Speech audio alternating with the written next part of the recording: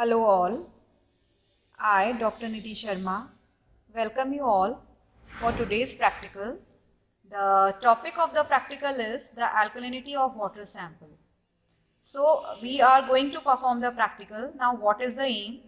To determine the alkalinity of the given sample of water. This water sample is containing hardness, alkalinity. So now the objective of the practical is to understand what type of alkalinity is present and to understand the concept of acid-base titration. Now what theory is involved?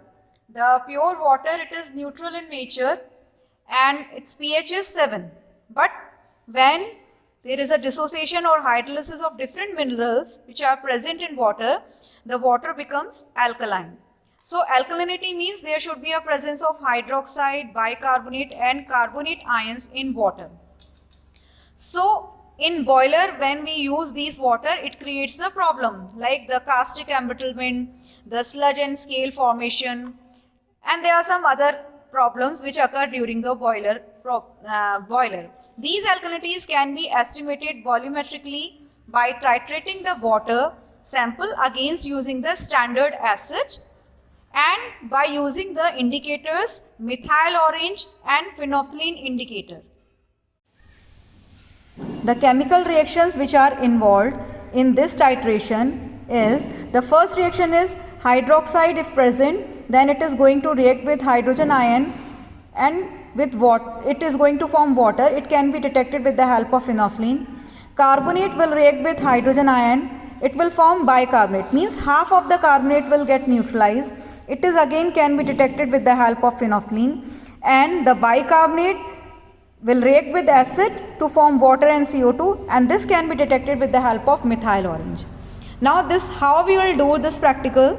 The apparatus which is required is burette. We need the pipette, the conical flask and the beaker. The chemicals which we needed, we will take the HCl solution of 0.1 normal, alkaline water sample, phenolphthalein indicator and methyl orange indicator. Now in the burette, we will take the HCl solution. This is the standard HCl solution and we have taken the HCl solution of 0.01 normal HCl. Now we will take the 10 ml of hard water sample with the help of pipette.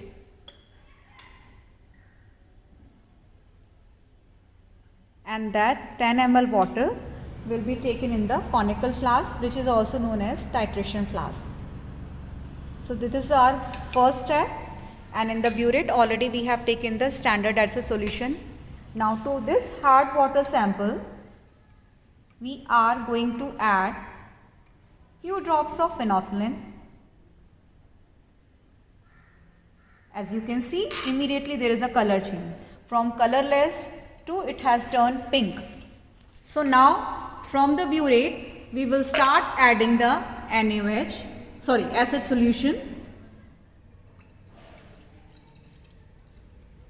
and we will observe the reading till the end point come. At the end point, you will observe the color will just totally disappear. From pink to the solution will become colorless. You will just keep on stirring it. So by that there will be an equal mixing of the acid to the hard water sample. The end point is about to come. Now the end point has reached. As you can see, the solution has become from pink to colorless. So at this point you are going to note down the volume, as now you can observe it is 12.5. Now to the same acid solution you are going to add the few drops of methyl orange. After getting the yellow color from methyl orange, now again from the same reading from 12.4 you will start adding the acid solution to the titration flask to get the second end point. The first P end point we have noted. Now we are just adding the acid solution for getting the second end point.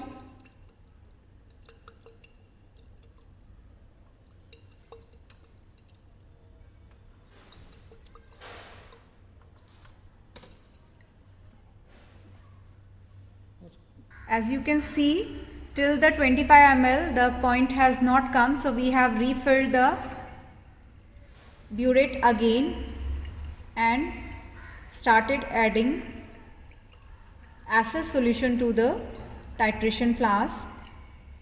We will wait till the end point reach. At the end point you are going to get yellow to orange color. Now it is about to come.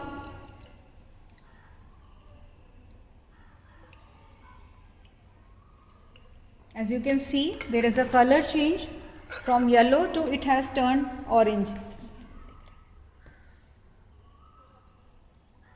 So now this will be the second end point, which is called methyl orange end point. After getting both the reading, we will note down the reading in the manual. As you can see, this is the reading, first reading. On taking 10 ml of water, phenolphthalein endpoint has come at 12.4 ml and the methyl orange endpoint has come at 34.8 ml. Now after that we are going to perform the practical till we got the two same reading. Then by using the formula P is equal to V1 50 into Z into 1000 by V, we are going to calculate the phenolphthalein alkalinity. Now V1 is the volume. Here we have taken V1 is the volume of acid which has used. This is 12.4 into 50. This Z is the normality of acid solution. This is 0.01 into 1000 and divided by V is the volume of water sample which is taken. We have taken 10 ml. So then we will do the calculation. After doing the calculation, here it has come 620 ppm. Then we will do the calculation for M. So M is equal to V2. V2 has come 34.8 into 50 into 0.01 into 1000 divided by volume of the water taken 10 ml. So we will calculate the value of M. The value of M has come 1740 ppm. Now using this table, the comparison of value of P and M, we are going to check what is the relationship which has come for the value of P and M. After comparing the value, we get the relation like P is equal to 620 ppm and half M is equal to 870 ppm. So the relationship which has come, this we are going to follow. This is half M is more than P. It means it shows that there is a presence of carbonate and there is a presence of bicarbonate. Carbonate is going to be 2P and bicarbonate is going to be M minus 2P. So we are going to calculate the value of carbonate and bicarbonate ion. After doing the calculation, we got the result. The carbonate, which is equal to 2P, 1240 ppm and bicarbonate has come 500 ppm. So the result is the alkalinity with respect to hydroxide is 0. With respect to carbonate, it is 1240 ppm. With respect to alkalinity, with respect to bicarbonate ion is 500 ppm. So hence the conclusion is the water sample is containing the carbonate and bicarbonate ion. So this is all in this practical. Thank you.